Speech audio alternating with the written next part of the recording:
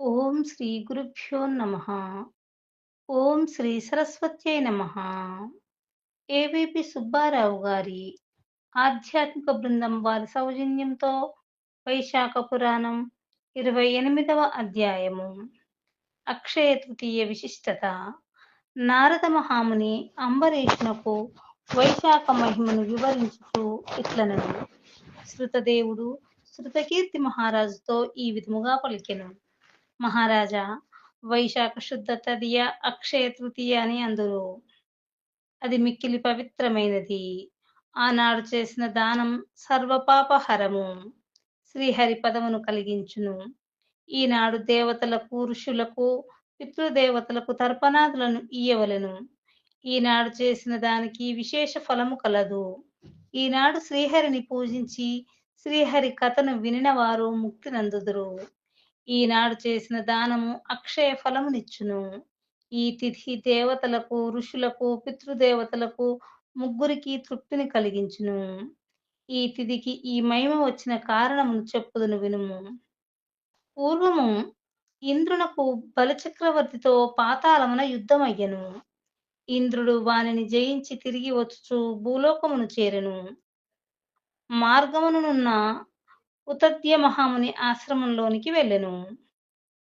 త్రిలోక సుందరియు గర్భవతియునగు వాని భార్యను చూచి మోహించెను. ఆమెను బలాత్కారముగా అనుభవించెను. ఆమె గర్భమునున్న పిండము ఇంద్రుని వీర్యమును లోనికి రానియక పాదమును అడ్డముగా నుంచెను. ఇంద్రుడు కోపించి వానిని గుడ్డివాడు వగుమని శపించెను. వాని శాపముననుసరించి మునిపత్ని గర్భము నుండి పుట్టిన బాలుడు దీర్ఘతపుడును వాడు పుట్టుగ్రుడ్డి అయి జన్మించెను. గర్భస్థ పిండముచే అవమానింపబడిన శపించిన ఇంద్రుడు మునిపత్నిని బలవంతముగా అనుభవించి ముని చూచినచో శపించునని భయపడి త్వరగా పోవలనని పరిగెత్తెను. వానిని చూచిన ముని శిష్యులు పరిహసించిరి.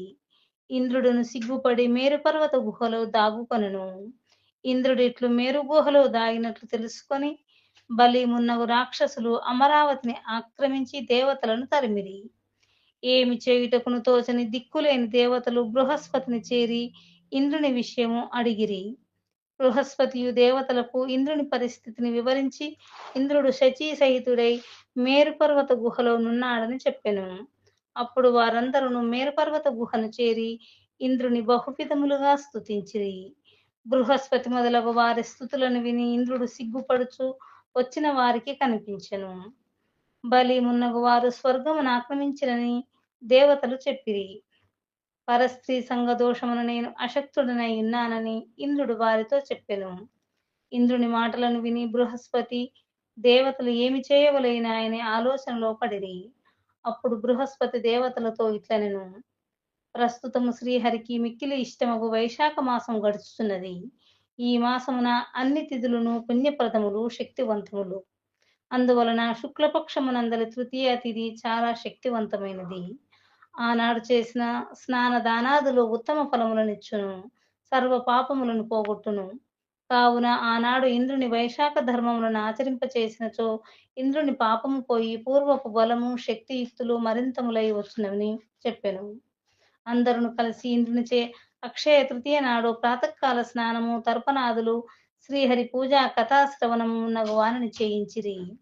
ఇంద్రుడును అక్షయ తృతీయ ప్రభావమున శ్రీహరి కృపచే మిక్కిలి శక్తివంతుడై దేవతలతో కలిసి బలిని, రాక్షసులను తరిమి అమరావతిని గెలుచుకుని ప్రవేశించెను. అప్పుడు దేవతలు యజ్ఞయాగాదుల యందు తమ భాగములను మరలా పొందిరి. మునులను రాక్షస వినాశం వలన నిశ్చింతగా తమ యజ్ఞయాగములను, వేదాధ్యయనాదులను కొనసాగించిరి. పితృదేవతలను యథాపూర్వకముగా తమ పిండములను పొందిరి. కావున అక్షయ తృతీయ దేవతలకు, మునులకు, పితృదేవతలకు సంతోషమును కలిగించినది అయ్యెను. ఈ విధముగా అక్షయ తృతీయ సర్వజీవులకును భుక్తిని, ముక్తిని ఇచ్చి సార్థక నామము కలిగి ఉన్నది అని శృతదేవుడు శృతకీర్తికి అక్షయ తృతీయ మహిమను వివరించెను అని నారదుడు అంబరీషునకు వైశాఖ మాస మహిమను వివరించుచూ పలికెను. వైశాఖ పురాణం 28వ అధ్యాయము సంపూర్ణం. సర్వం శ్రీకృష్ణార్పణమస్తు.